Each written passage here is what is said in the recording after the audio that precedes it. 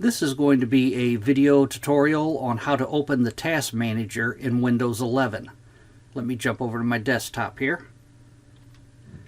In previous versions of Windows, Windows 10 and Windows 7, the way you would open the Task Manager is to go down here to your taskbar, and you would just right-click on your taskbar, and it would bring up the option to open the Task Manager.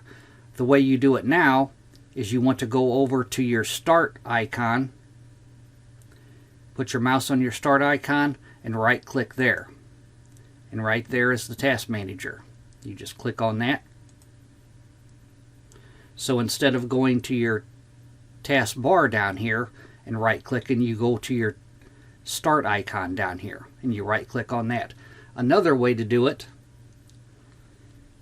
the keyboard shortcut for opening your Task Manager is the Control key, the Shift key, and the Escape key. Press all three of them down and it will open the Task Manager. But that is how you open your Task Manager in Windows 11. Thanks for watching.